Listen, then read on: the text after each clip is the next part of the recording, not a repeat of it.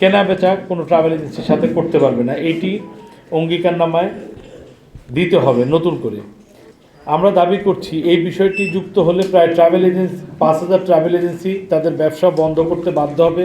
বাংলাদেশের প্রায় 5,800 নিবন্ধিত ট্রাভেল এজেন্সি রয়েছে। এর মধ্যে প্রায় 800 ট্রাভেল এজেন্সি আন্তর্জাতিক পরিবহন সংস্থা IATA এর সদস্য। বাকি 5,000 ট্রাভেল এজেন্সি IATA এর সদস্য নয় এবং তাদের এয়ারলাইন্সের টিকিট ইস্যু করার সক্ষমতা নেই।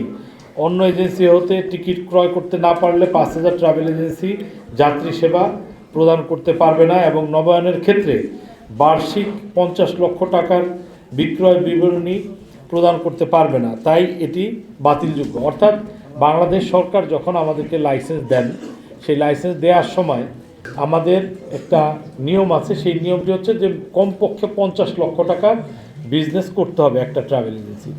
তো আমি যদি কোনো ট্রাভেল এজেন্সির কাছ থেকে টিকিট কিনতে না পারি এবং বেচতে না পারি, তাহলে আমি এই বিক্রয় প্রতিবেদনটি কিভাবে দিব? অর্থাৎ এটি একটি সাংঘর্ষিক নিয়ম করা হয়েছে এবং আমরা এর তীব্র প্রতিবাদ জানাচ্ছি এবং এটি অন্যায়।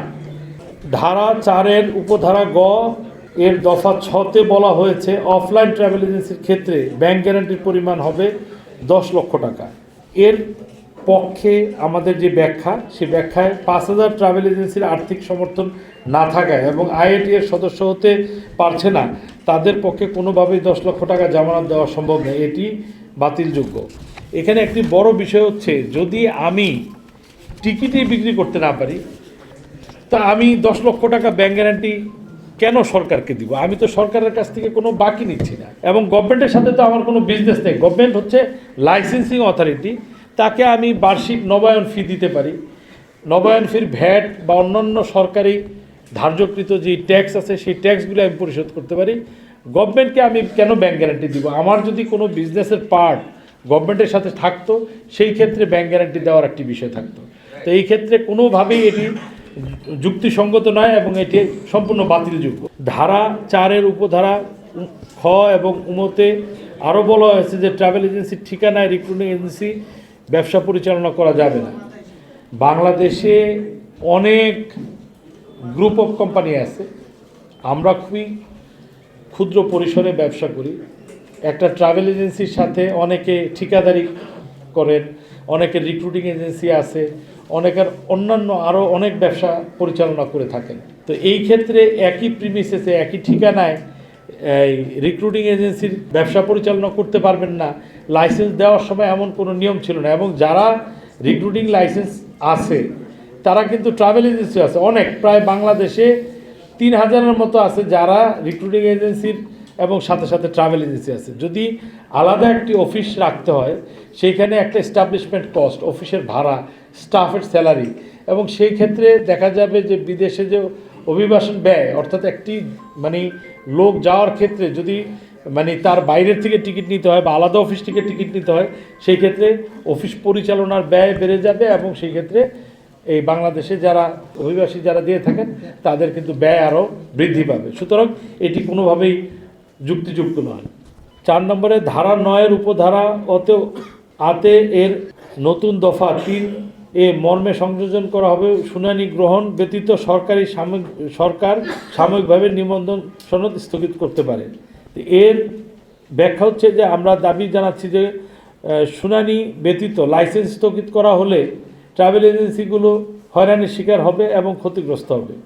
শুনানি করে আত্মপক্ষ সমর্থনের সুযোগ দিয়ে যে কোনো সিদ্ধান্ত গ্রহণ করার জন্য দাবি জানাচ্ছে। অর্থাৎ বাংলাদেশের একজন সাধারণ নাগরিক হিসাবে প্রত্যেকটি নাগরিকেরই অধিকার আছে আত্মপক্ষ সমর্থনের। অর্থাৎ যদি কেউ কোনো অভিযোগ আসে, তার পক্ষে বিপক্ষে একটা শুনানি হয়।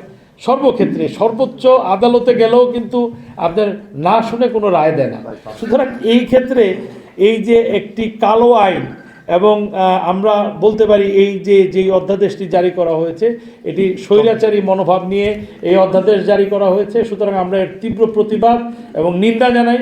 আমরা চাই অতি দ্রুত এই আইনটি অর্থাৎ এই অধ্যাদেশটি যেটি জারি করা হয়েছে এটি স্থগিত করা হোক এবং পরবর্তীতে নির্বাচিত সরকারের মাধ্যমে সুন্দরভাবে আলোচনার মাধ্যমে যুগোপযোগী কোনো পরিবর্তন করতে হয় আলোচনার মাধ্যমে, স্টেক হোল্ডারদের মাধ্যমে আলোচনার মাধ্যমে সেই আইন পরিবর্তন করা যায়। 5 নম্বরে বলা হয়েছে ধারা 11 উপধারা 1-এ দণ্ডের বিধান 6 মাসের কারাদণ্ডের স্থলে 1 বছর এবং 3 লক্ষ টাকা জরিমানার স্থলে 10 লক্ষ টাকা প্রতিস্থাপিত হয়েছে। এর পক্ষে আমাদের কিছু ব্যাখ্যা এবং দাবি। পূর্বের আইনটি পূর্ণাঙ্গ এবং যথাযথ দণ্ড ছিল বিধায় পূর্বের যেই 6 মাসের জেল ও 3 লক্ষ টাকা জরিমানার বিধান রাখা হয়েছিল। এখানে উল্লেখ করতে চাই যে ট্রাভেল এজেন্সি নিবন্ধন ও নিয়ন্ত্রণ আইনটি 2013 সালে গেজেট হয়েছে। অদ্যাবধি কোনো ট্রাভেল এজেন্সির জেল কিংবা জরিমানা, আর্থিক কোনো জরিমানা হয়নি। তাতে কি প্রমাণিত হয়? অর্থাৎ যদি এই যে নতুন যে বিধানটি করা হয়েছে, যদি এটি কোনো বছর 5টা 10টা ট্রাভেল এজেন্সির বিরুদ্ধে এই ধরনের কোনো অভিযোগ থাকতো, আর্থিক অনিয়ম থাকতো, অথবা এরকম অসংখ্য ট্রাভেল এজেন্সি জেলে গেছে থাকতো যে তারা তারপর উপর্যুপরি আইনকে লঙ্ঘন করছে, এরকম কোনো মানে প্রতীয়মান যদি হতো, সেই ক্ষেত্রে আপনি 10 লক্ষ টাকা করতে পারতেন, বৃদ্ধি করতে পারতেন, বা 6 মাসের পরিবর্তে 1 বছরের জেল করতে পারতেন।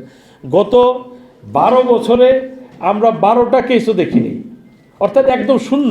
কোনো ধরনের এই ধরনের কোনো মন্ত্রণালয় থেকে 6 মাসের জেল অথবা 3 লক্ষ টাকা জরিমানা হয়েছে এই ধরনের কোনো প্রমাণ বা এই ধরনের কোনো তথ্য সরকারের কাছে আমরা পাইনি এবং আমাদের কাছে নাই। যদি না থাকে, আপনি যেই আইনে কেউ এখন পর্যন্ত শাস্তি পায় নাই, তা আপনি নতুন করে আরও শাস্তি বাড়াবেন, এই ধরনের কি পরিস্থিতির সৃষ্টি হয়েছে যে আপনি শাস্তি বাড়াবেন?